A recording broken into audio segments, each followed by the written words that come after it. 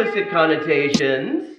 I'm Elise from the crowdfunded translation project, and wanted to just tell you a little bit about what that project is and give you some updates about what I've been doing with your support.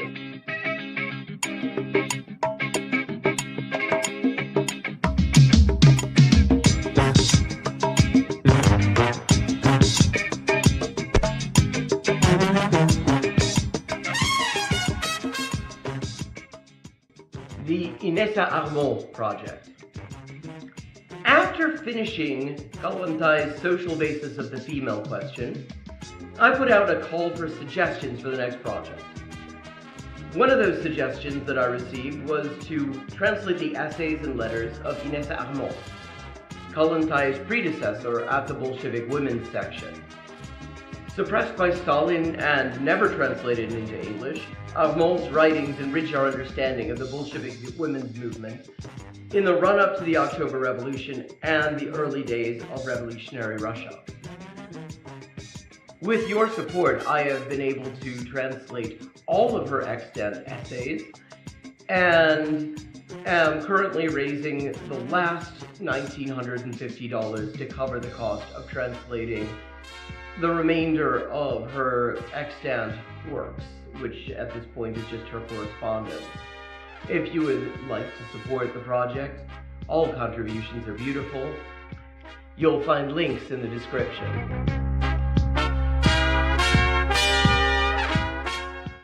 The Punto Final project is a project that is really just at its inception.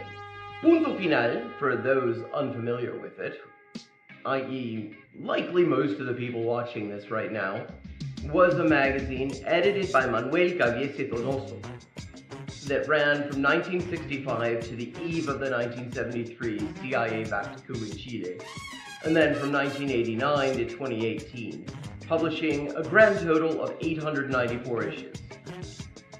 In addition to being a platform for theoretical and ideological debate, they were also a source of excellent political journalism. Their real-time analysis of political developments in Chile, the rise of the Unidad Popular, the looming coup, and the limits of electoralism has aged extremely well, and is well worth reading for anyone interested in the period. The Chilean left is sort of in a media bubble, and the Anglosphere left really doesn't do a great job of breaking that bubble and really building connections there. So the discussion that you hear in English about Chile, even in supposed left outlets, such as Jacobin, often has little or nothing to do with the state of discussion amongst comrades in Chile. So this is part of my attempts to contribute to sort of breaking down that bubble and fostering some understanding of the thought amongst revolutionaries in Chile, both historically and currently. I have so far translated 7 articles, including a long read on electoralism versus armed struggle called Chile, the Ballad or the Bullet by Punto Final editor Manuel Caviese, and currently am working on various pieces of political analysis from the eve of the electoral campaign that would bring Salvador Allende to power, or at least to government. These include discussions of electoral versus revolutionary strategy and how and to what extent these things can coexist, discussions of US imperialist interference in Chilean politics,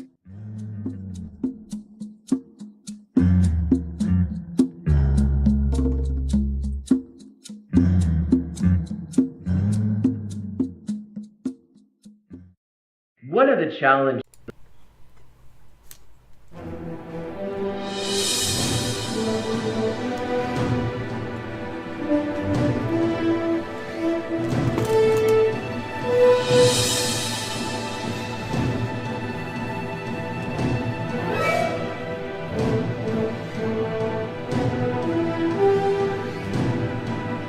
But welcome everybody, be sure to hit the like button, be sure to hit the subscribe button. I remember in middle school when you felt self-conscious if you were the last one to go through puberty.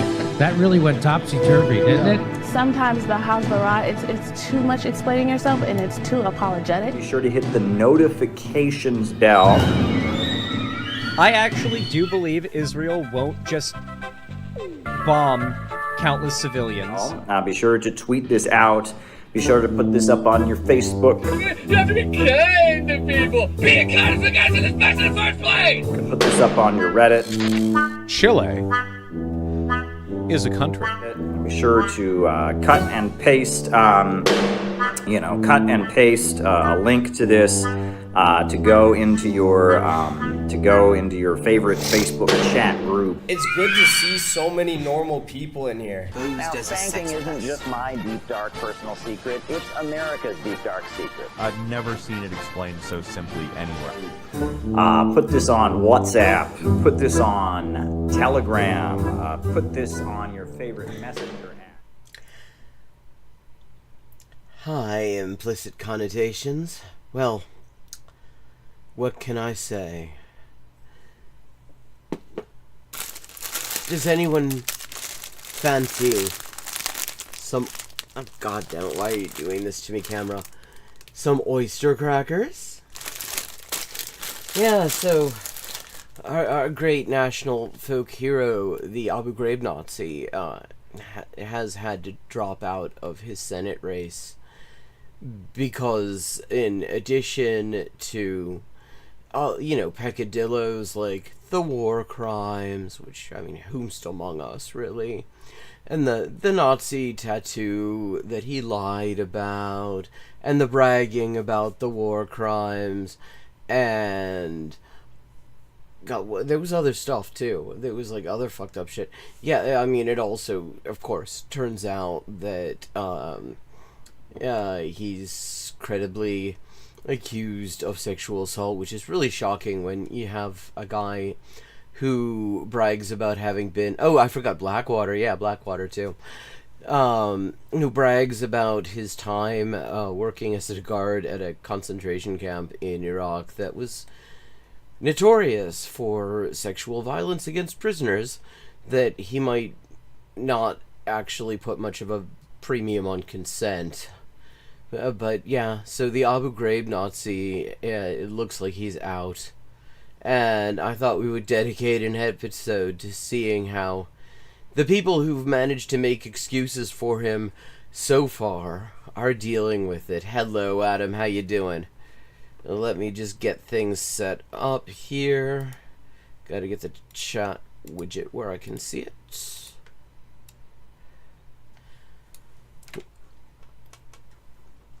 Yeah, I mean, I tend to agree with that. The thing about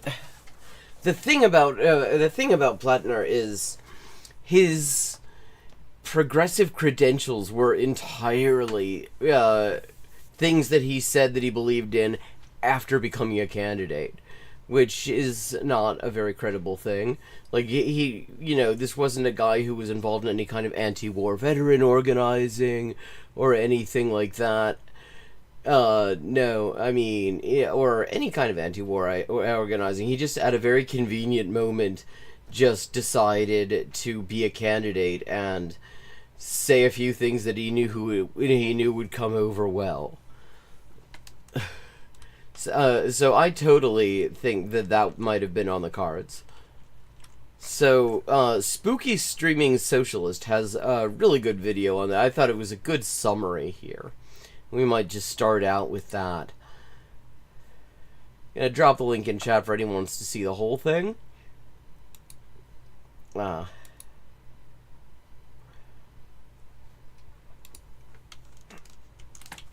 And here we go. It's called The Platner Cult is Depraved. Yeah, I mean, and all the excuses. Like, I will say, I never really was particularly impressed. I'm not particularly impressed with anyone the minute that they start saying that they're going to be running for Congress. Because that is just such a grifter move. I immediately have less trust for somebody who does it.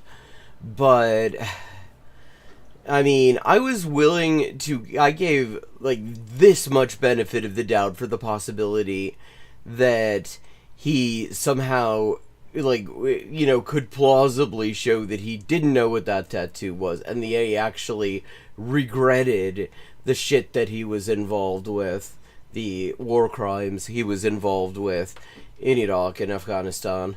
And when it became very clear that neither of those things, there was no doubt to be giving him the benefit of, it was like, fuck him. I mean, he wasn't that impressive to begin with. The people who were really impressed with him, like, I mean, that Ryan Grimm, Jesus Christ, he really is grim. With his whole, look, this shows that he's overcoming the difficulties that white men have, all the discrimination that white men have. It's like, how many times does Ryan Grimm have to tell us all he's fash before everyone will listen? But, okay. So I thought we would start out with Spooky Scary Socialist's summary of this. This is called The Platner Cult is Depraved. Gonna have a little look. I want to speed it up a little bit because there's a bunch of stuff I want to look at. As I get my cuppa. When Platner left, admit they were wrong. Before we get started with looking at the Platner cult, I do want to do a quick review of the scandals that... God, I mean, speaking of which, have you seen... I saw this because Rebecca Watson clipped it, but Kyle Kulinski responding to the allegations against this prick. I mean, he just showed us all sorts of stuff that I don't think he's completely aware he showed us. So many people have shown us their whole asses. I mean, and it just kind of reminded me of a thing very early on in the ongoing genocide in Gaza. It occurred to me that to a certain extent it was being used to whitewash the US military's own war crimes.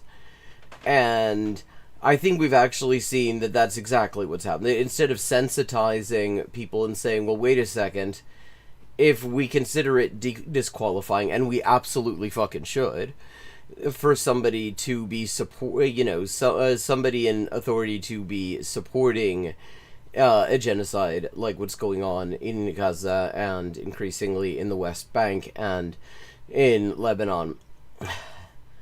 If we consider that to be disqualifying, and again, we fucking should, then how is it not disqualifying to be involved in war crimes directly for the US? Like, how is that better? How is that less, how is that less disqualifying as a default position? Like, I'm not ruling out the possibility that somebody has a moment. Like, the thing is, the shit that Platner has bragged about being involved in is exactly the sort of shit where that is like an anti-war vet's origin story, where they see something, they're involved in something, and it immediately says, okay, I can't be part of the US military anymore, this is fucked up. Except that was not him. That was not what he did. He kept on. 4 fucking tours.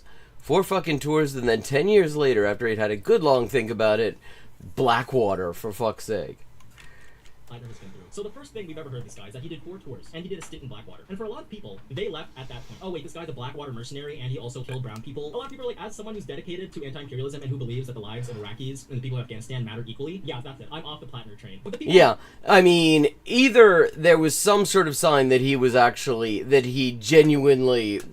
Yeah, I mean, really, the Blackwater thing, the fact that that happened 10 years later was the end of any possibility that he actually said, wait a second, this is fucked up, I can't be involved in this, I have to spend the rest of my life making this stop.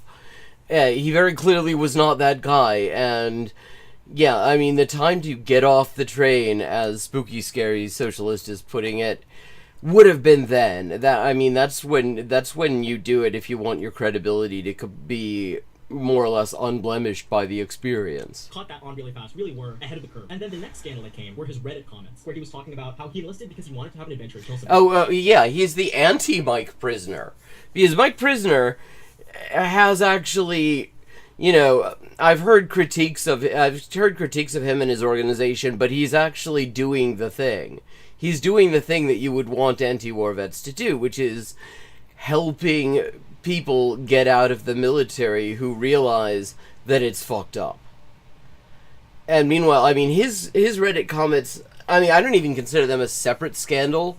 They were the opportunity. Either they were going to show that he considered this that he had learned something from the experience and decided that he could not be a part of it, or that he actually thought it was fucking cool and based. And it turned out he thought it was fucking cool and based, and also he knew perfectly well what a Totenkopf was. Yeah. Oh, link spam. Hello, link spam. Goodbye, link spam. I do not understand why link spammers target a channel where there are 2 people in chat. That's the sort of thing that makes me, that ought to make people question whether AI is a good investment. Also, different sexist Reddit comments from where he was talking about SA in really disgusting ways, and then he said if he could have fought in any American war, he would have volunteered to fight in the Indian Wars, the Philippines, Haiti, and Nicaragua, Vietnam. Yeah, like, think about that. Think about every single one of those.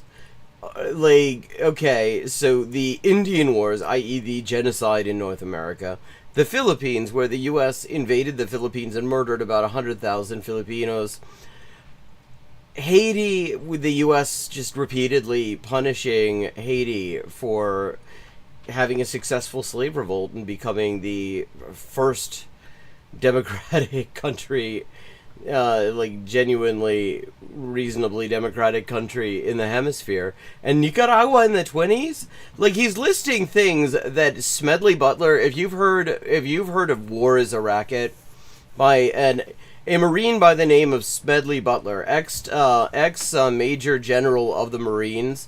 If I remember correctly, he was actually the Commandant of the Marine Corps.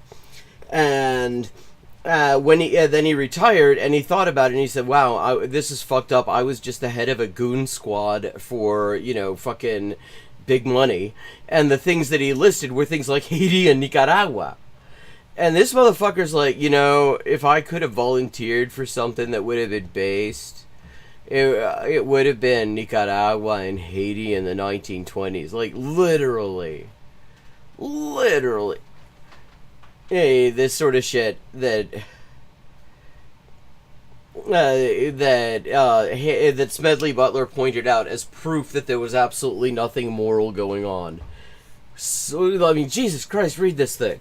Small wars are pretty enjoyable. It's the big ones with days of artillery fire and inhuman brutality. You can have the inhuman brutality in small wars too, that take the fun out of fighting.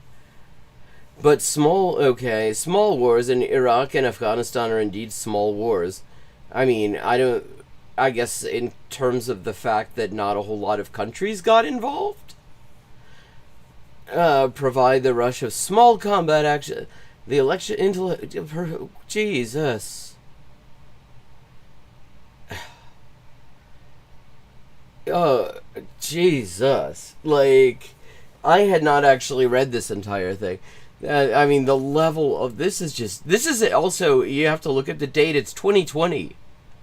This guy had plenty of time to work out that what he'd done, this should have been the time when he was already in his, like, reflecting era. El Salvador. It's like, bruh. But, these Reddit comments weren't enough for a decent chunk of the platform. What, in Nicaragua and El Salvador, again, in the 1980s, he also, like, yeah, I mean, he's a fucking scumbag.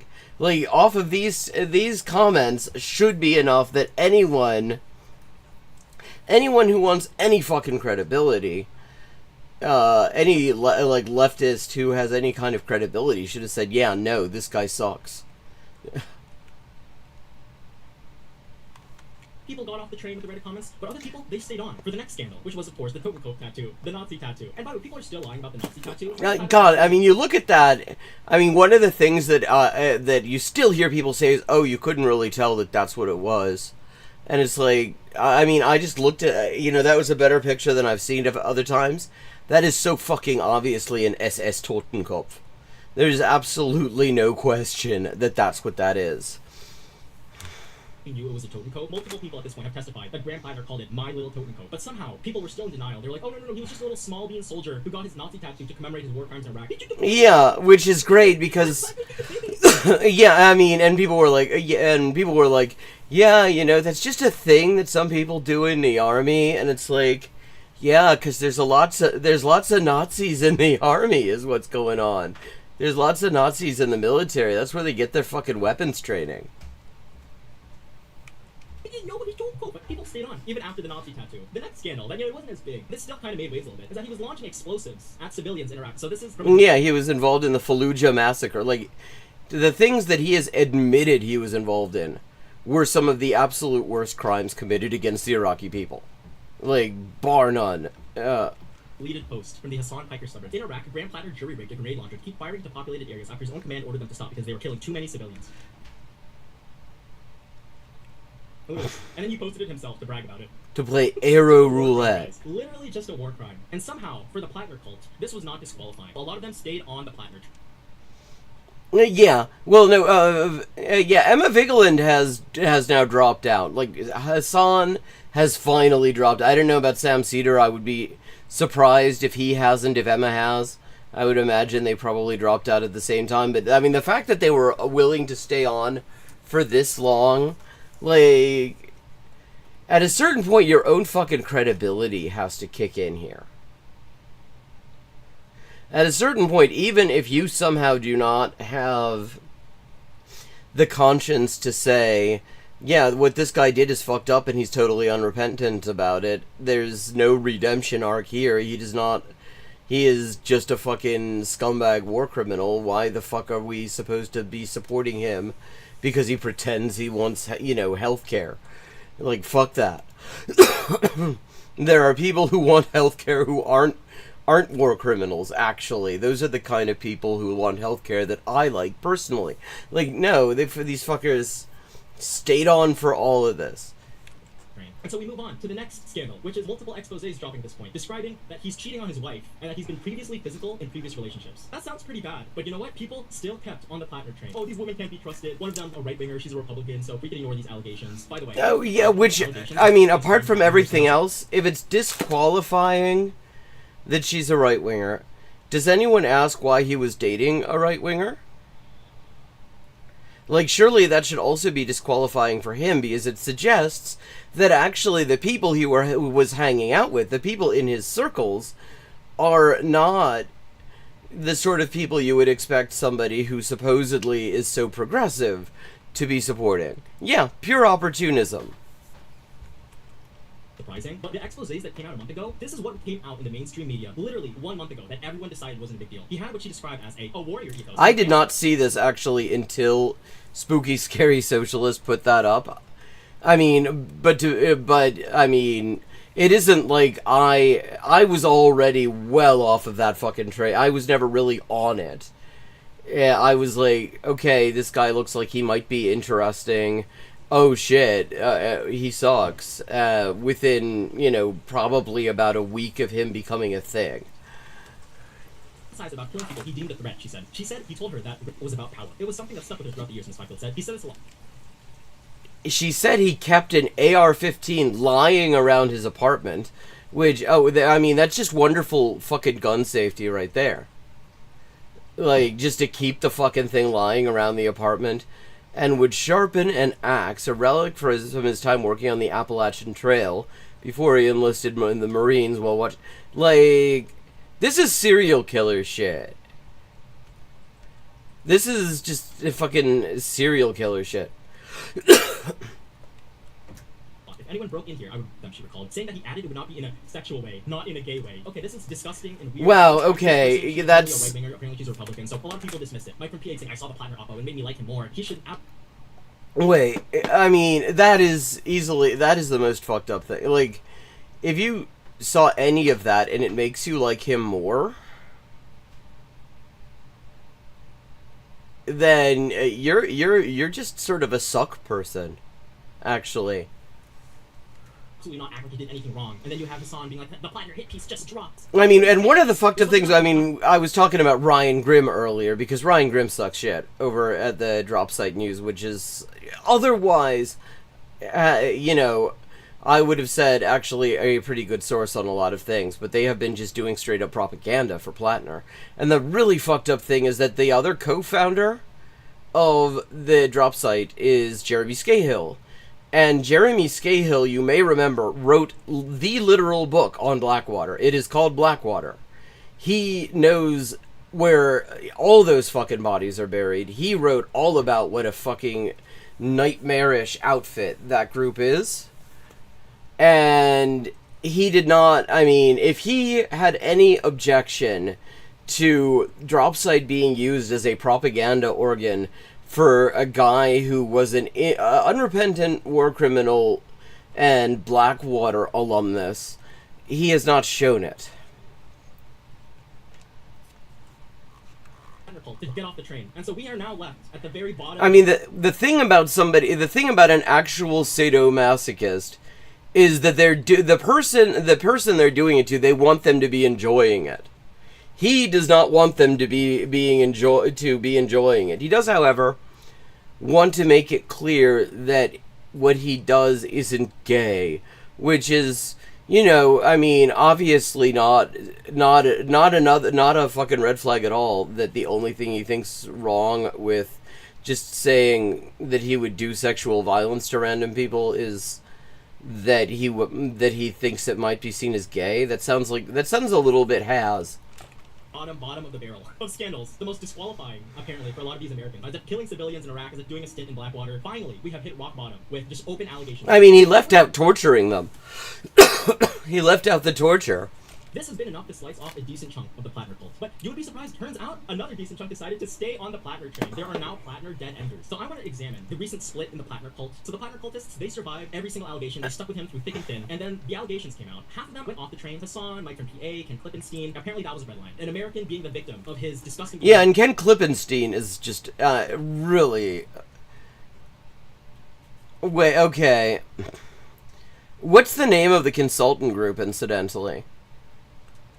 Here was the red line. But for other people, they are still on the train. Like Shank, Anna, the Young Turks, and Ryan Grimm. And I want to Jesus. into how the... Yeah, well, I mean, I'm not really surprised. Like, the Nazi tattoo was probably what made, at this point, what Jen and Anna liked the most about him.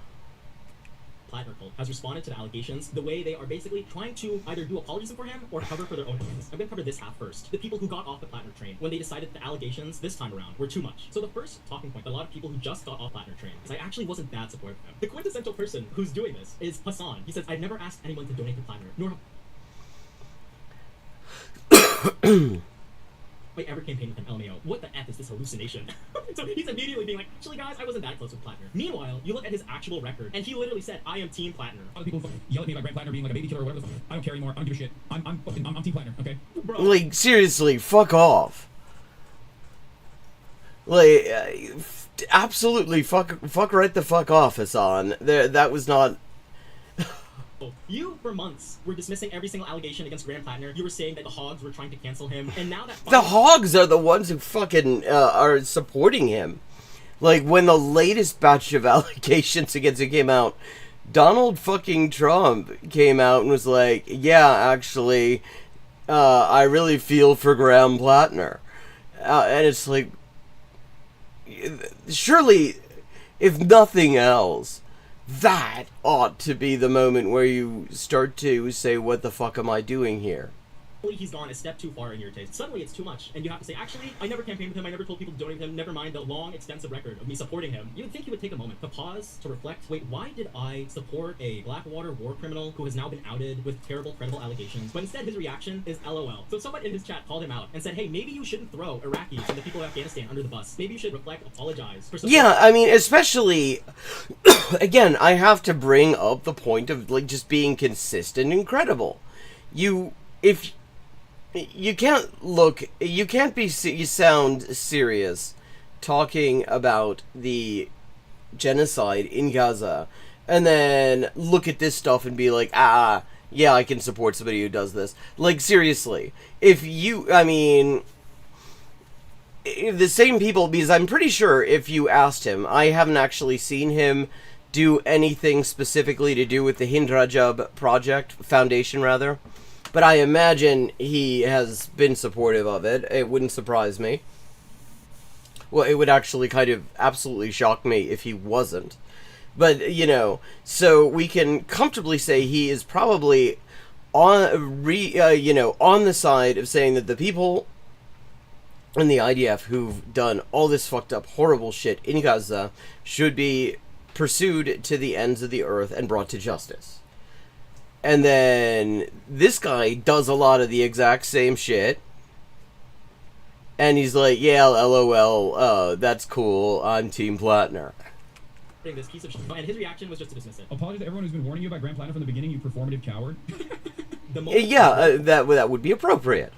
The moment of reflection has just been completely thrown in the garbage. And so the next line that the people who got off the train say is, how could we have known? How could we have known that the war criminal who worked for Blackwater did 4 Yeah, how could we know that the Abu Ghraib Nazi was a bad guy?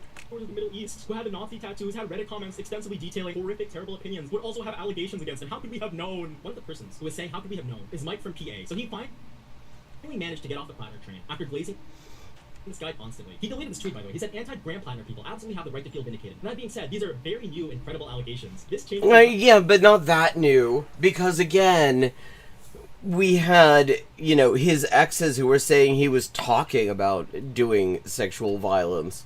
Like, actually kind of fantasizing about it and talking about, but I would make sure it wasn't, like, in a gay way. Or whatever. Like, so this isn't that new. The only way you could feel that this is totally new, given all of the other background here, is if you had not actually bothered to pay very close attention. And if you already bailed on this guy, and you already were saying this guy seems dodgy in the first place, then you can be excused for not paying too much attention to all the other reasons that he sucks. Because you already, you know, correctly concluded that he'd done disqualifying shit, because he had. If, on the other hand, you're one of his fucking diehard supporters, then you don't get that grace, because you gotta be paying very close attention, because you've been saying all along, well, there's nothing in here that is... that looks bad enough, that looks disqualifying, nothing so far that looks bad, you know, then you... thank you for letting me know, Adam. I will turn it up. Then you need to be paying close attention to every new piece of information that comes out so that you can make sure that you still are able to stand by that conclusion. So you do not get to sleep on it. You have to be paying close attention to all of it. In which case, you should not be surprised that this is the direction it's ended up being. Our situation, and we should focus on finding a replacement for Platner and ensuring he drops... Hang on. Oh, no wonder it's slow. Not quickly. We couldn't have known that the war... Yeah. Let me know if this is better, Adam. And chat generally. With a Nazi tattoo who worked for Blackwater also would have allegations against him. Wow, Mike from PA is also deleting all his pro-Platner tweets. And what I will... Mike from PA is deleting his gleeful pro-Platner tweets that he left in my mentions before unfollowing me, lol. Fight Agency. Okay, thank you, Adria. I feel like I have heard that now.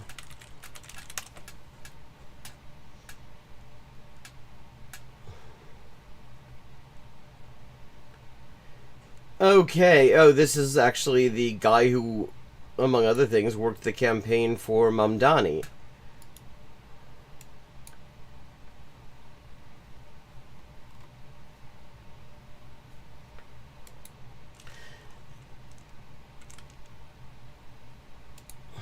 Mike from PA, at least he deleted this tweet, but at least he apologized. He said anti-Platner people have the right to feel vindicated, compared to someone like Hassan, who's just saying... Yeah, I mean, that is at the very least an acknowledgement. But to still act like you had no way of knowing, like, every single thing about this guy was more red flags than Mayday.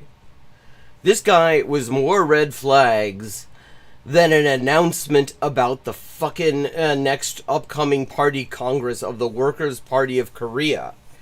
It is just red flags as far as the fucking eye can see. well, get out of my chat. At least Mike from PA realizes he took a fat L. I don't know if y'all have seen this. Let me know if my Graham Platner apology is debasing and self-flagellating enough. Yeah, and spoiler alert, it wasn't really an apology. He didn't really acknowledge fucking anything. This terrible apology from Ken Klippenstein. My Graham Platner apology by Ken Klippenstein. He's complaining about how people are quote-unquote self-flagellating in their apologies for ever support. Yeah, well, like, maybe a certain amount of self-reflection is necessary when you somehow managed to convince yourself that all the red flags about a guy were not all that bad when other people were pointing out that they were fucking disqualifying. Like, okay, Naomi Klein says, I truly fucked up not doing my due diligence on Platner before offering high praise for his communication skills on another platform. Enough was out there at the time that I should have been more cautious, especially because I met adventurer dudes like him while reporting in Iraq. Deep respect to all who got it right. This is this is the standard. This is appropriate because to acknowledge, because it's like there are multiple levels of apology that need to. First of all, because you just got it wrong and you were backing somebody who sucked, but also because in backing him, a lot of these people just dismissed and belittled people who had it right all along.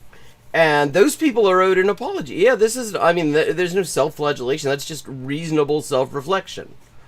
That is what everybody should be saying. And the fact that Ken Klippenstein is actually offended by her saying this, it really says a lot about Ken Klippenstein, and none of it is good. Supporting Graham Platner. So the campaign to get people to self-flagellate over things they never said is working, with virtually every high-profile figure who defended Platner in the past issuing weepy apologies about how sorry they are. Here, just... But, I mean, then they're not self-flagellating over things they never said. They're self-flagellating over... I mean, if we accept the term self-flagellate, which I do not, because this isn't self-flagellation, this is just self-reflection. But then they're self-reflecting over things they did say. Examples. The real problem with Graham Platner is that people are too slavish in their apologies. I will say about all these people, yes, they're absolutely self-flagellating, but it is not enough. I won't take down the bad post because that looks like hiding, but please know that I'm truly sorry I disappointed folks who trust me to be more careful. Most of all, I'm sorry to the women. See, I don't call this self-flagellation. Not really. This is not overdone. To me, it's self-flagellation if it's over the top. She is just naming the harm that she did and expressing regret for it. And that's just an apology. That's how apologies work. This is,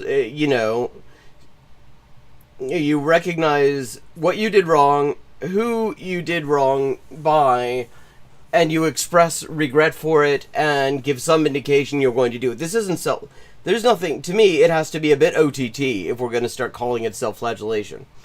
This is an apology. It's a good one. It's just that we're not spoilt for apologies from prominent figures who do fucked up things, even when they fuck up in good faith. It really took you the allegations to start doing these apologies. I'm so sorry. The war crimes should have been enough. The 3 tours, the Blackwater stint, that should have been enough. But whatever, okay? Yeah. It's a bit late, but whatever. And so after complaining that people are apologizing too hard for ever supporting Graham Platner, this is what Ken has to say. All these people who took the present accusations against Platner seriously and promptly addressed them, and good on them for that. But it's unclear to me what exactly they're Good on them for that. Yeah, because Ken Klippenstein, who only just noticed that there was something wrong with this guy, is clearly in the position to be handing out fucking kudos. For, other than not being clairvoyants, able to foresee this week's accusation before it happened. As for me, my apology is as follows. This space is left intentionally blank. Oh, fuck right off, Ken Klippenstein. Yeah.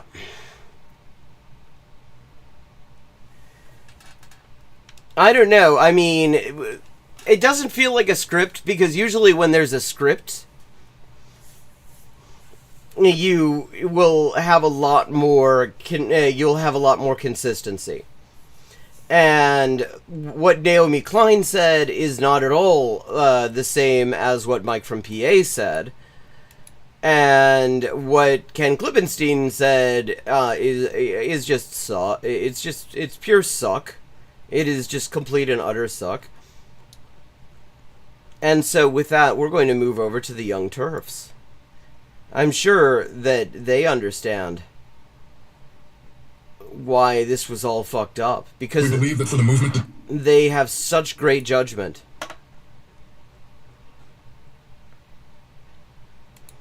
continue? It can't be me. And for that reason,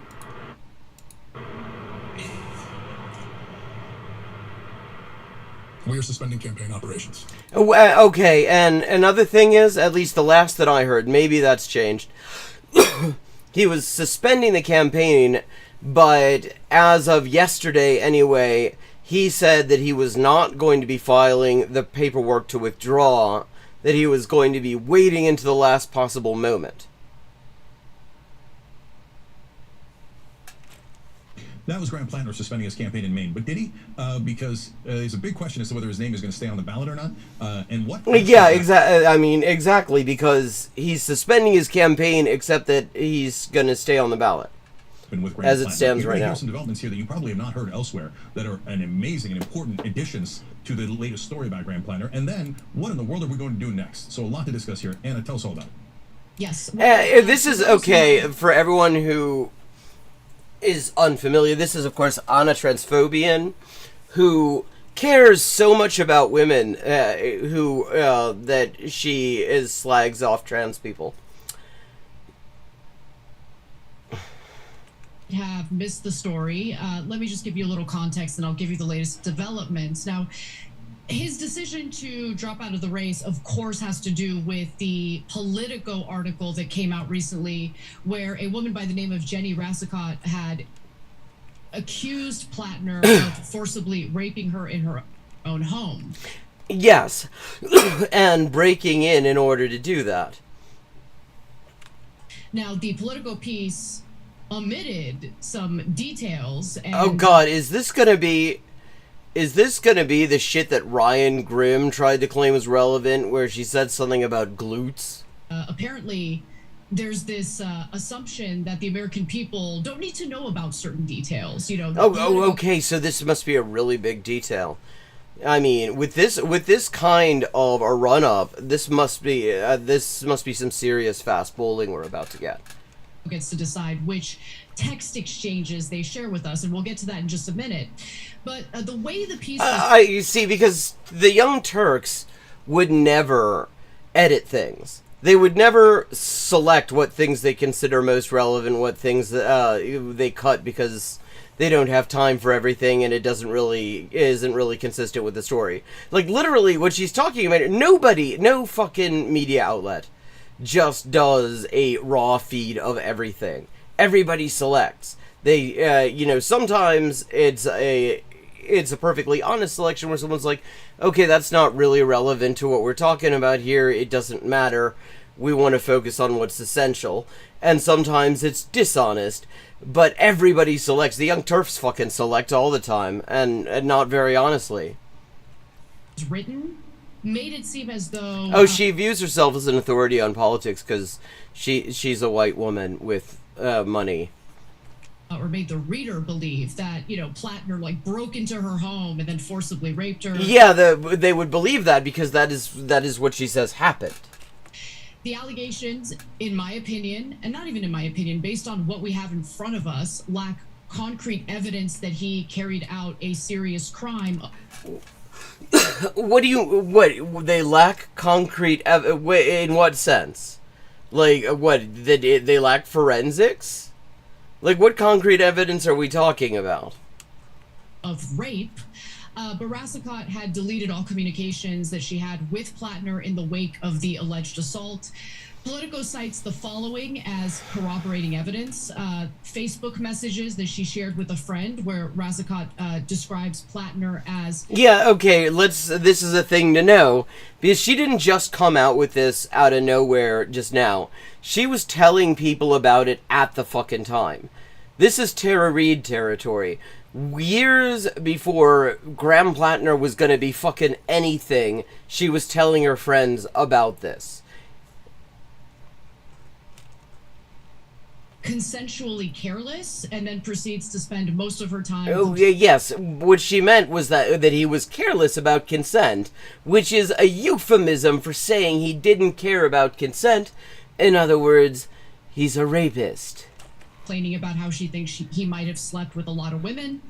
a disclosure to another friend whom she spoke to about the incident at the start of Platner's campaign. A man that she dated after Platner, who said that she had divulged bits and pieces of what had allegedly happened. Yeah, I mean, this is generally what would be considered corroboration. Yeah. And then it wasn't until 2023 when she disclosed the whole story, and recent emails between herself and her therapist where she contemplated going to the press about the incident, to which... Yeah, exactly. I mean, and the Abu Ghraib thing, and the not being the least bit ashamed of any of it. The not feeling the least bit bad about it. I mean, you look at those posts, and he very explicitly has no problem with what he was doing. Like, this is not... I mean, I was interesting. I had a quick look at it. Greg Stoker from Colonial Outcast had a thing about it, because I was kind of curious, as somebody who is a creator and, would generally be considered like an anti-war or anti-imperialist vet or whatever, what he had to say. And he was also on Team Fuck Platner, specifically because he clearly was never that. Because there's no sign that he was ever that. That's like the fucking bare minimum here. The therapist who opted out of providing a statement or comment to Politico said that she would not have to go public about a traumatic experience in order to be believed.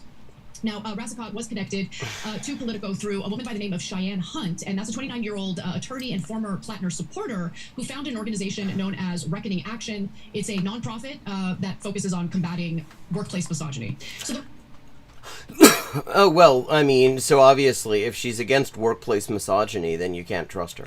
Revelations about Platner's alleged assault, alleged forcible rape, is what eventually did him in. He decided to drop out of the race, and of course, it was after pretty much everyone who had endorsed him had reversed their endorsement, and it became clear that there were growing calls for him to step aside.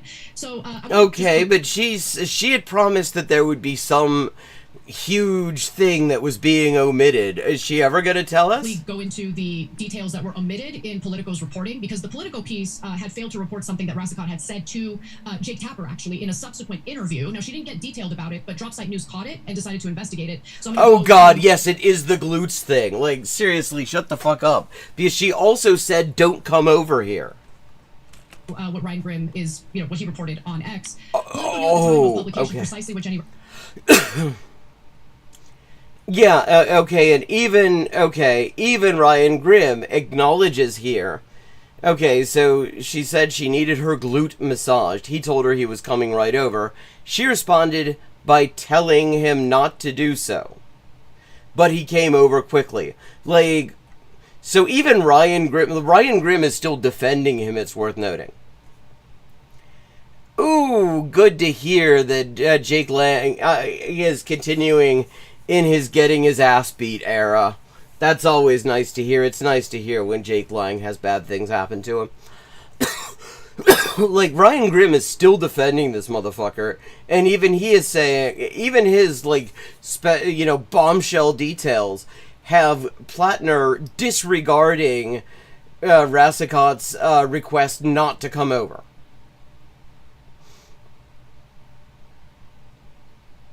Like, this is not a he says, whether this detail is important to you or not, it is a shocking breach of journalistic ethics by Politico and CNN not to include it in their coverage. Well, see, here's the thing. If their coverage was suggesting that what happened was consensual, then it would be a breach of journalistic ethics to omit it. Because this is further evidence that it's not consensual.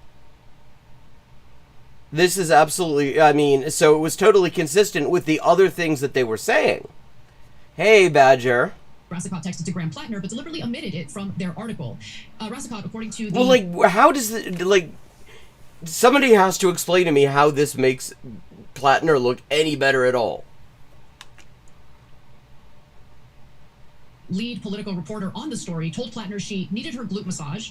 He told her that he was coming right over, and she responded by telling him not to do so, but he came over quickly. Yeah, okay, so she said don't come over here, and he did, disregarding her wishes.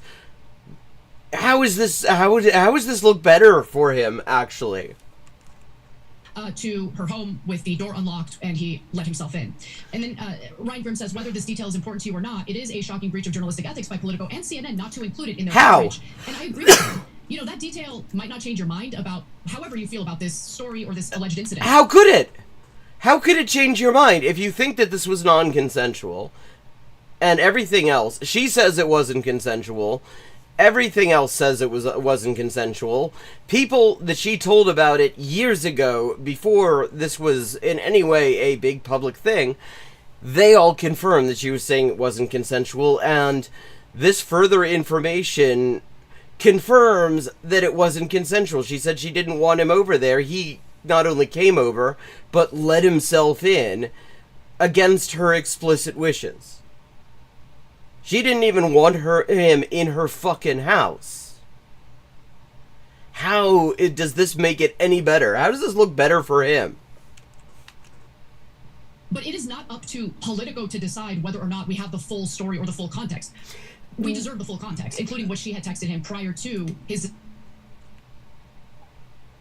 Well, and then they're showing all these lovely pictures of him. So she says, hey, I need a glute massager. And they're going out at the time.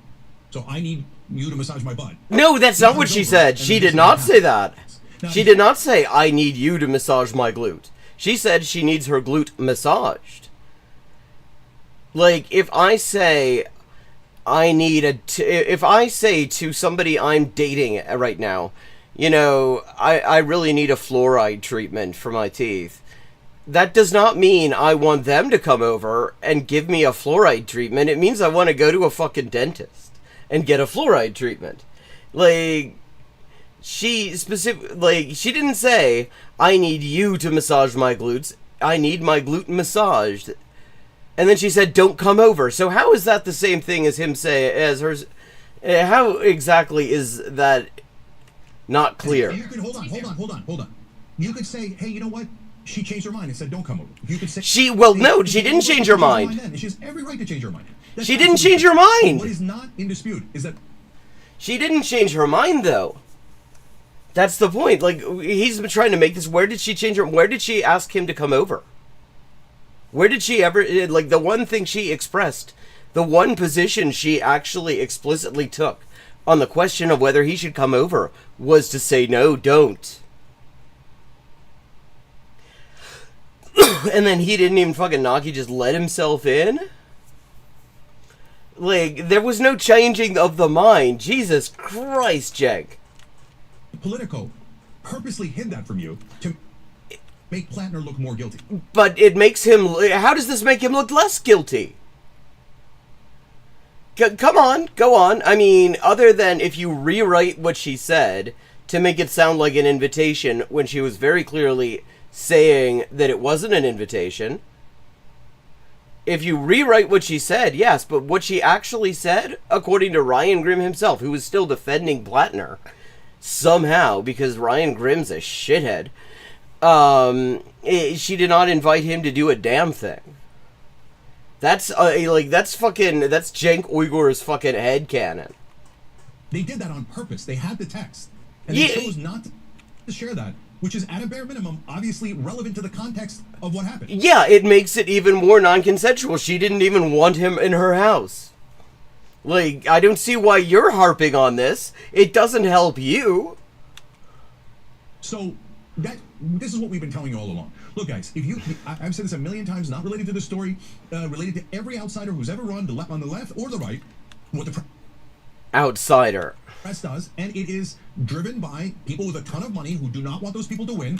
Oh yeah, because I mean, if there's one thing, politics. It's called Oppo Research. Everyone who works in politics knows it. Yeah, I mean, because there's no big money behind the Young Turks other than fucking Polymarkets, which is interesting. That Polymarkets, which has all sorts of connections to the Trump family. Yeah, exactly, Tomas. That is exactly what fucking happened. After she explicitly said, don't come over here. Having never once said for him to come over. Like, it's just very interesting that they've gone so hard into this guy. press never tells you that they get spoon-fed that Oppo research, and that it is almost always from the incredibly wealthy and powerful PACs and lobbies, and it is almost always against outsiders, almost never against insiders. And so in this case, Matt Stoller, which we'll get back to in a second, listed the top donors for the main Democrats, and it is filled with people who are in favor of corporate PACs, and especially, of course, AIPAC.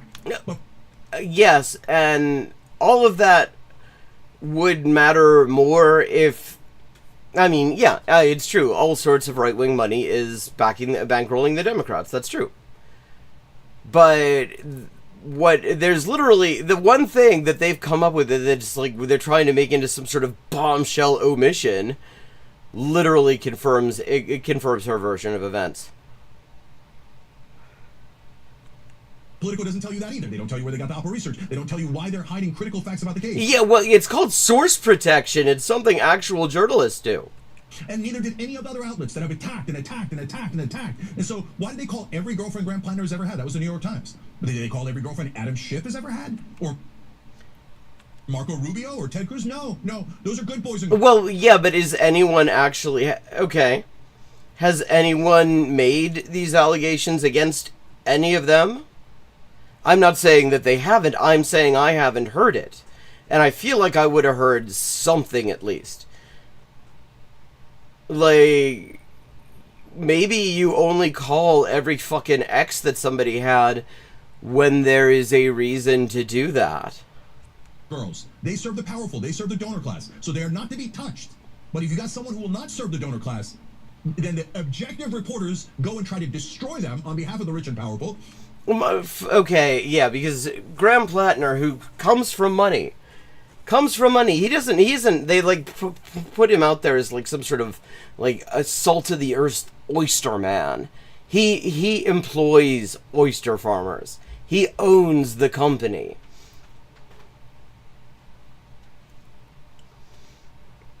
Well, yeah, that is an interesting question on a certain level, because it looks like Platner is on his way out, but I mean, they could just say, yeah.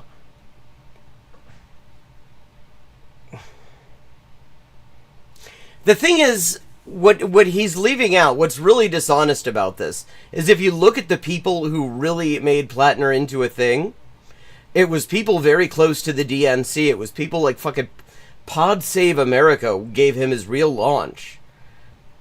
With softball interviews and everything. Like, people who were much more connected to the party leadership were the ones who really gave him his launch. And as you can see from the Politico piece, they don't mind lying to you. They don't mind shredding their so-called journalistic practices, which wait, okay, so they don't mind lying to you. And let me just say, Politico is now owned by the Axel Springer Verlag, which is a far-right fucking publishing house in Germany. They suck shit. That is something that is worth noting. But if there's a lie in their reporting on this, nobody's pointed to it. There was an omission that does not actually change the story. Mika Brzezinski did a great job of explaining when the Political reporter was on Morning Joe the other day, and we showed that to you. So they're liars. They don't have any principles. They're not journalists. Their job is to destroy any outsider that would challenge power. Okay, but if there's a lie in this, you haven't shown it. Yeah, I don't find these allegations credible. Sorry. Based on what? Rape is something that you would want to either fight or flee from, and just... Oh God, this is what she's doing. This is what she's doing as she was asking for it. Anna, don't call me a birthing person transphobian, is doing as she was asking for it. Like, maybe if the guy doing it to you is somebody you know likes to fucking get drunk and literally grind an axe with a fucking AR-15 on his lap and fantasize about, like, murdering people, maybe, and, you know, and he's like some sort of fucking burly ex-Marine who talks like a serial killer on Reddit, maybe you don't fight. Maybe you decide discretion's the better part of valor there.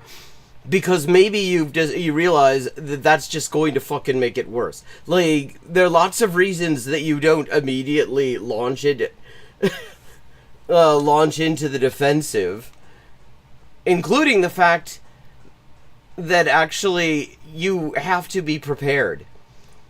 One of the things that there was a great video on this that Jesse Enkamp had, where he's talking with this guy who's the self-defense trainer. And he's talking about one of the reasons that a lot of the self-defense training out there is worthless. I mean, well, not totally worthless, but certainly worth less. And part of it, the thing is that it does not really prepare you for the unexpected attack. Because the thing about the unexpected attack is that your training, whatever training you have, doesn't have time to kick in then. Because you will have a fucking startle reflex.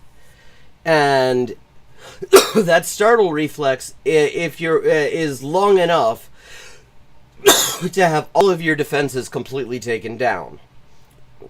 And if somebody's fast enough, you will not have time to regroup.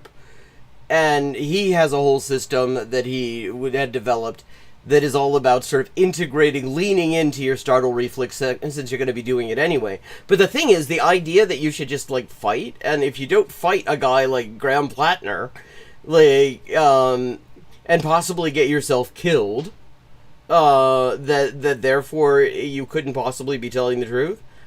Like, what would the point of lying about this 5 years ago have been, Anna? You stay in your house after the man who forcibly raped you falls asleep. Wouldn't you want to flee your home? People do this all the fucking time. This happens all the fucking time. Because the thing is, you don't necessarily know where you're going. And maybe you don't want this motherfucker alone in your house. Maybe that's even scarier, because now you can't go back to your house. He's in there. And I know. And you don't know how you would react if it happened to you. I would get the F out of there. Okay, maybe she would. I'm not gonna say she wouldn't. But, that's your reaction. But if that's the case, that's your fucking reaction. Other people react differently. People have different reactions to these things because of the circumstances they're in. And maybe if the guy who did it to you is a prick with a history of war crimes and all sorts of serial killer fantasies, maybe you would have a different reaction. You actually would know how you would react. You would? Why? Why would you know that? If you haven't been in the exact situation, you don't know. You might have...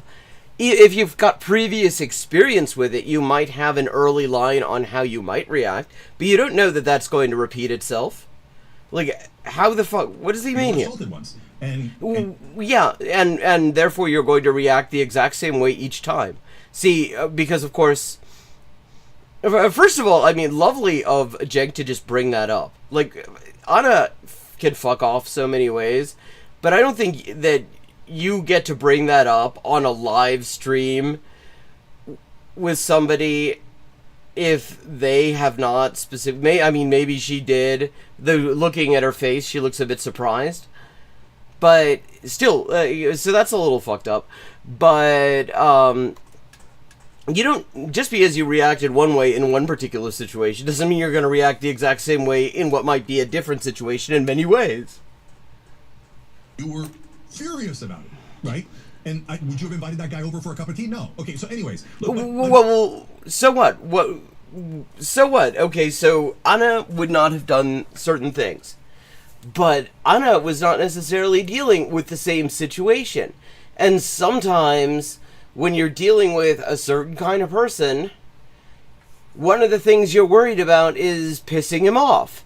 And every single woman who's been with Graham Platner says this is a guy you wouldn't want to fucking piss off. That he's into power, that he has a warrior ethos, somebody said. That he likes to sit there and demonstrably grind a fucking axe like a fucking serial killer, just idly, and talk about the different ways he'd kill people.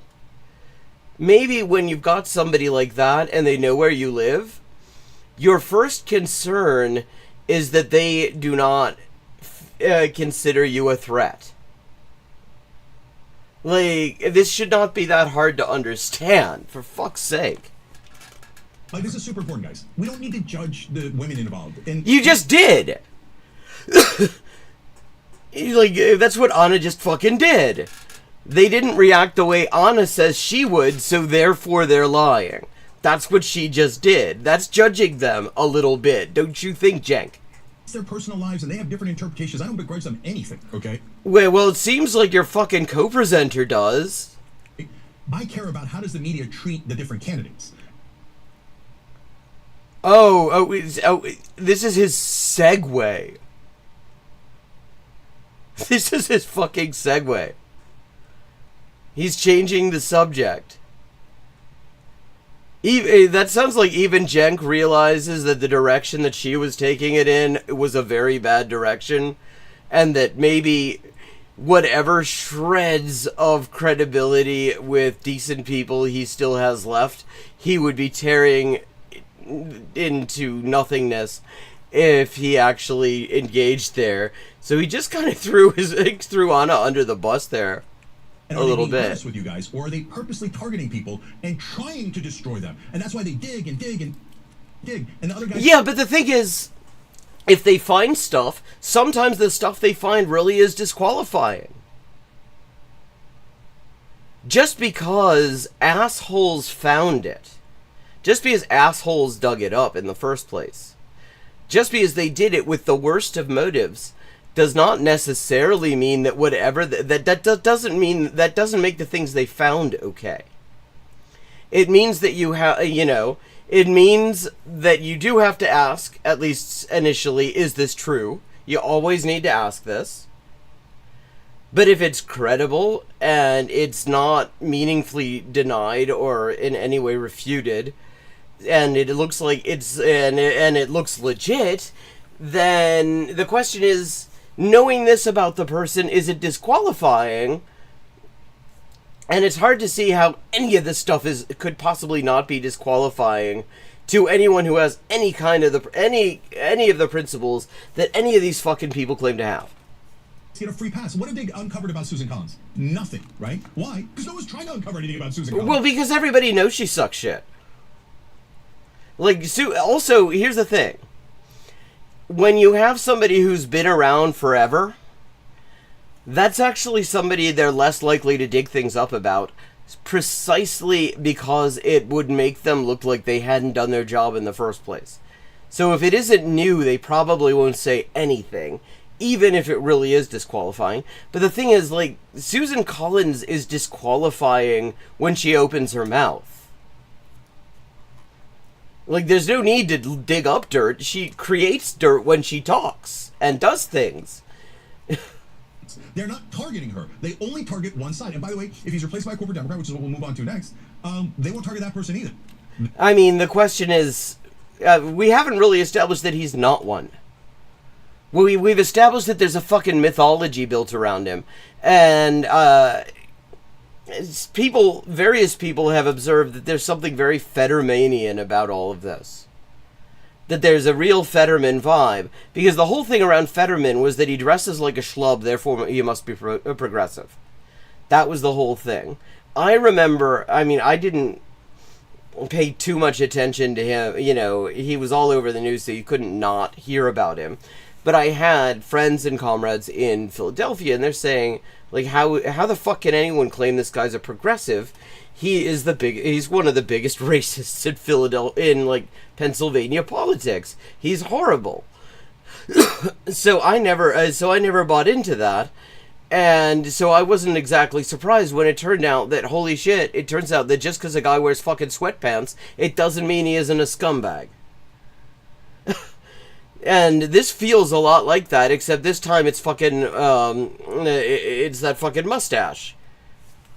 And the gruffness. The gruffness in the mustache. They only target outsiders who will not serve power. Yeah, okay, so let's get to some more details. So Platner maintains that the allegations are false. He says that he's totally innocent. Okay, totally innocent? What about the other stuff? Because the thing is, it's not like this is the first thing. This guy did not have, like, a fucking white vest before this came out. And that there was no non-consensual sexual activity. Now, he had won a decisive victory earlier with the primary against Collins. So Platner, who had won that primary, has asked for assurances from the Democratic Party that they will. I mean, who cares? At this point, who cares? We're not going to win anything electorally. We're just not. We're not. And the very progressives, the very leftists who claim that they want real change in this country immediately run away at the first sign of controversy. The first sign of controversy. The first sign of, Trump was slagging this guy off, unsurprisingly, for quite a while, and then it turned out, then these women came forward, because it's not just the one woman. What they're lying to you, I mean, it's funny, they're talking about being selective. What they're not mentioning is there was another woman who came forward, as she had actually spoken to journalists, but also said she didn't want to go public. She went on background. She went on deep background without her name, without any specifics, and just confirmed that this is the sort of thing that he does, because he'd done it to her too. And the reason she didn't want to be public and have her name out there is because she supports him politically, even though she thinks he's a fucking bin fire personally. Well, so she came forward after Rassicot came forward. And after Rassicot started catching all this shit. So it's two women, actually. But, yeah, running away the first sign of controversy. What was the first sign of controversy here? Was it the war crimes? The Nazi tat? Was it, saying that he'd like to have been involved in one of the more historical genocides, maybe the one in the Philippines, maybe the one of the indigenous people here in North America? You know, what were the So make a decision. Is this like a cute little like cosplay thing that we're doing, or do you actually want change? Okay, so if you're... Oh, wait, I didn't even really like Platner all that much as a candidate, to be honest. Oh, she didn't like him all that much as a candidate now. I don't know, I mean, I have not actually watched what she said previously, but I just find it interesting that after this impassioned defense, including saying that these women were asking for it. To be fair, so I wasn't one of his vociferous defenders. Okay, you're sounding like a pretty vociferous defender right now, actually. Don't like the fact that we're normalizing just making forcible rape allegations against someone. She doesn't like the fact that we're normalizing coming forward about being sexually assaulted. Wow, feminist icon, Anna Kasparian. To destroy their political candidacy. And then what happens next? I mean, this wasn't a... Wait, okay, so what? You're supposed to do it in a way that doesn't destroy their political candidacy?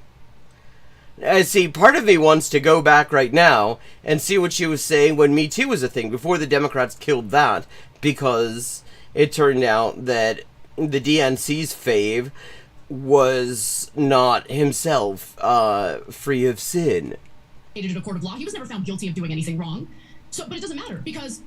Wow, I wonder if that's because it's really hard to actually get prosecutors to even take a sexual assault case seriously, let alone actually properly prosecute it and get a conviction. I wonder if that is something to do with it. Like, so if you don't, like, risk everything, because when you go to the cops after something like this, apart from the fact that you might not trust them, and you have every reason not to trust them, they might actually use this against you. They might like your abuser better than they like you. That happens quite often. Now you're fucked. So if you don't go to the cops, which it's worth noting, Anna, that would also hurt somebody's political career probably, if they got arrested. So maybe you should have thought of this a little bit more. How this plays out, whether he did it or didn't do it, he looks guilty, and this will follow him. Well, I mean, he already looked guilty. He already, like, even before this, he already, from the Reddit posts, from all the things that his exes said, from like every single fucking thing about him, he seemed exactly like the kind of guy that who would do this. He seemed like every single thing already pointed in the direction of him being that kind of fucking guy.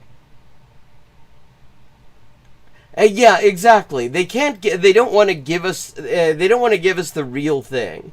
They don't want anything that's going to actually be, stand for the working class. What they want is somebody who's going to be an aesthetic. And this guy wasn't even working class. He owned the fucking mill. He owned the fucking oyster farm. He came from fucking money.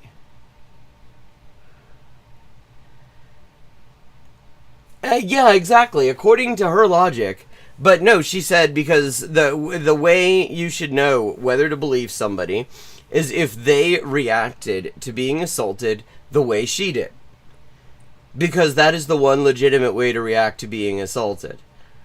Now, I'm trying to figure out, is Cenk, being, scumbagically strategic by letting her be the one to say all this fucked up shit so that he doesn't end up having some Kyle Kulinski-ass clips where he's actually just outright saying, the bitch is lying? Sounding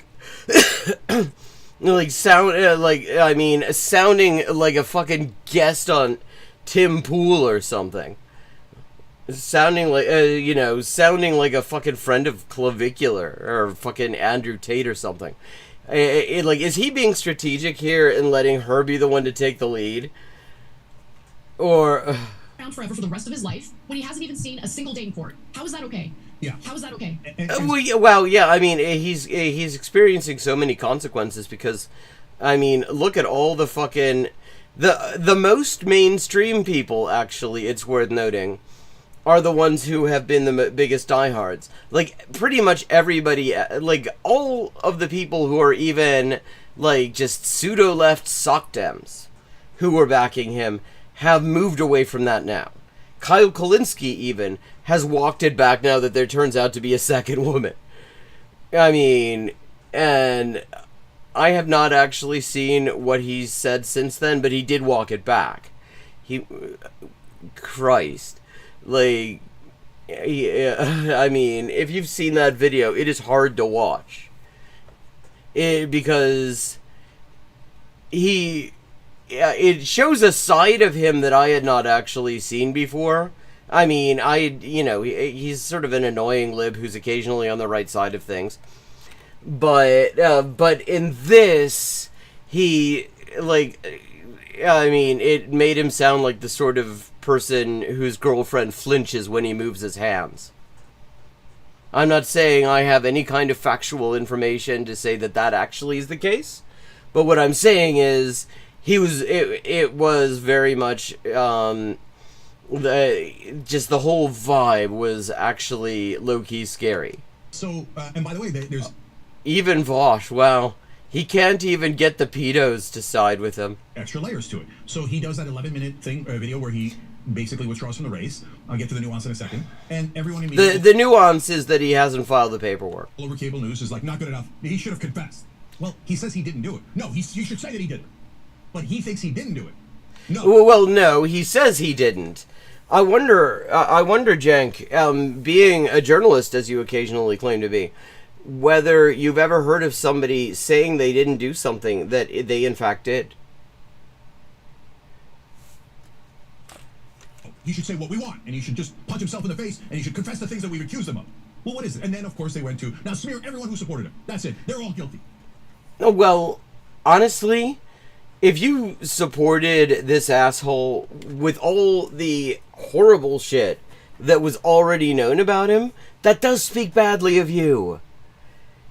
What, you don't want to own that? How fucking cowardly is that, really? Because if you're going to stand by somebody after, following, the admissions about the war crimes and all the serial killer fucking behavior and all the other and the Nazi tattoo and all the other fucked up shit, why can't you just own that? Why can't you say, yeah, why won't you just say, yes, this reflects on who I am as a person, and if you don't like it, fuck off? They're like angry that people are saying that this reflects on them as people, and if you don't like it, you probably shouldn't like them very much. Which it's hard to argue with, actually, when you think about it for more than a second. No, we're not going to do any of that. Now, let's find out who is guilty. I want to go forward to graphics 5 and 6 here. So Matt Stiller, longtime progressive, and he got heat in the same ways that we do for saying that there's nuance in this story, and exactly in the ways that he said it has nuance, and people are like, no. What fucking nuance? They haven't shown any nuance.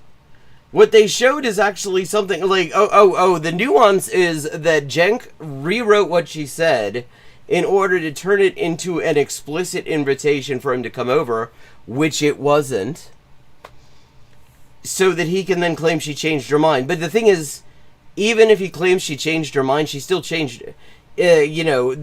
That still results in the same thing, namely that he shouldn't have come over, and certainly should have let himself into her house, let alone helping himself to anything else.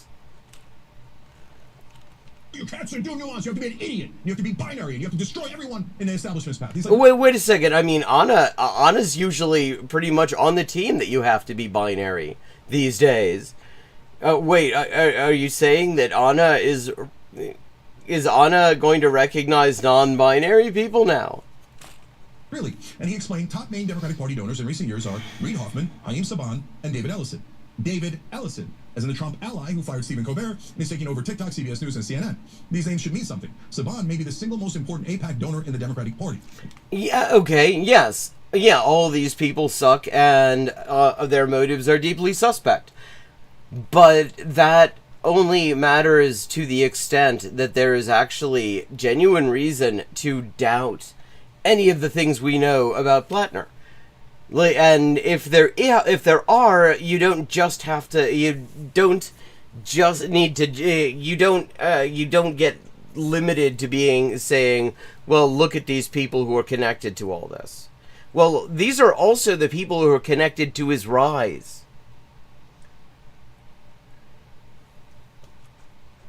Is definitely true. He continues to say another big donor to the main Democratic Party is the founder of Zynga, Mark Pincus, who said in 2024 an attack on Amazon and his attack on America. It goes beyond big tech and Wall Street. Crypto fraudster Sam Bankman-Fried's partner Nishad Singh at FTX gave $100,000 to the main Democratic Party. Yeah, okay, so what? And the main Democratic Party welcomed this guy basically through a lot of the worst shit that he's been revealed as doing.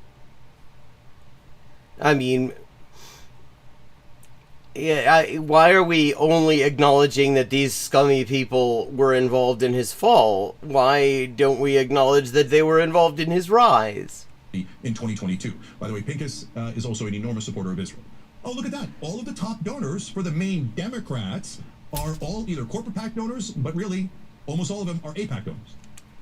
And they hated Graham Platner, and they demanded that the Democratic Party destroy him. But the Democratic Party actually built him up in the first place. Look at that. In another wild coincidence, Graham Platner is destroyed. Well, yes, and this would all be much more significant if they could point to a single thing that has been said about him that was false. See, this is the stuff that you start pointing out when you've conclusively refuted things. That's when you really spend the time. That's when you really spend the time saying, like, look at these are the people who are around us. You can use that to cast doubt, but you have to actually provide some reasons beyond that why there should be doubt. And nobody is seriously saying that any of this is in doubt. The one thing that they have come up with that is supposed to raise doubts about what Rasikot said doesn't. Except that Jake decided to lie about what she said. So what we have is a situation where basically everything that has been said is at the very least plausible, and in some cases confirmed. Confirmed true, absolutely 100%. And at that point, it doesn't matter who it came from. The question is he somebody that you want as a candidate, knowing these things about him? And that answer doesn't, if somebody is if somebody turns out to be fucking Charles Manson, the fact that the person who pointed out the documented facts that proved it, proved it beyond all doubt, that, absolute, that, not just allegations, just concrete, clear evidence that he's the guy. It doesn't fucking matter who it came from at that point, because it's true, and we're all agreeing it's true, and they have not actually, as far as I can tell, denied that any of this other shit is true. Yeah, I mean, actually, I have my doubts about how serious Platner was about any of the shit that he said. Because if you go back and you look at, his social media posting and stuff like that, there's absolutely no sign of the guy he was claiming to be in the campaign. He doesn't seem to be that guy until the day that he starts campaigning, and that's usually a sign that he's not really that guy. He just knows that he could probably get a safe seat in the Senate, which, I mean, in this country is basically a life appointment most of the time, if he convinces some people once that he is that guy. Okay, so if you still think these are coincidences, you're not very bright. You can't, I wonder if people spending millions and millions of dollars against one candidate in an effort to destroy him and have the entire media behind them makes it... Not the entire... Well, they have the entire media behind them now. I mean, they have to pretend that he is, like, this plucky anti-establishment... he got his big launch from the ghouls over at Pod Save America. And his biggest defender here is, right now, the Young Turfs. Who of all of the people who have gotten off the Platner train, to use Spooky Scary Socialists' phrase, these people are the closest to the DNC of any of them. And they're the biggest defenders. Isn't that interesting? We can play Isn't That Interesting too, chat. But, interestingly enough, it is roughly time for me to... start wrapping up and enjoy my oyster crackers. So, thank you to everyone who joined in. I hope you enjoyed the stream. And I will be back tomorrow at 11:30 p.m. U.S. Eastern Time. And I just want to say thank you to everybody's contributions. I have now completely funded the current batch of the Punto Final Translation Project. And the last article from that batch should be up probably Monday or Tuesday, I think. I've mostly translated it. It's a really interesting article. It's a 1969 interview with Salvador Allende about his tour through Vietnam, North Korea, and Cuba, and his meetings with Ho Chi Minh, Kim Il-sung, and Fidel Castro. And it's an interesting article. It will be up in the next few days. Have a good night. And I look forward to seeing you tomorrow night.